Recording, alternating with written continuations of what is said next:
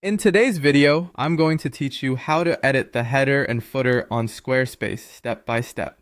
By the end, you'll know exactly where to click, what each option does, and how to style everything so it looks on brand and polished across your site.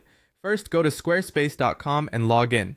From your dashboard, open the site you want to work on and click Edit Site to launch the visual editor. You'll be looking at a live preview of your pages, and the top and bottom areas are what we'll customize. To start editing, move your mouse to the very top for the header or to the very bottom for the footer. A small label will appear that says Edit Site Header or Edit Footer. Click the one you want to work on to open its dedicated editor. These areas are global, so changes you make here will typically carry across your entire site, unless you've set page-specific variations. Inside the header editor, you can adjust your logo or site title. If you have a logo file, upload it under Site Title and Logo. A transparent PNG or SVG often looks crisp.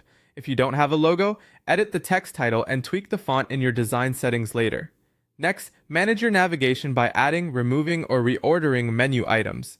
Keep your main menu concise for clarity, and use folders to create drop-downs when you need to organize more links. You can also add helpful elements like a primary button for a key action, social icons, a cart icon if you sell products, or a search bar if you have lots of content. Then choose a layout, centered, stacked, or inline, based on your logo size and menu length. Be sure to glance at the mobile view to confirm everything fits neatly. For the footer, scroll to the bottom of any page and click Edit Footer. Here, you can add text blocks for things like a short description, copyright, or contact details. Insert image or logo blocks if you want brand marks or partner badges.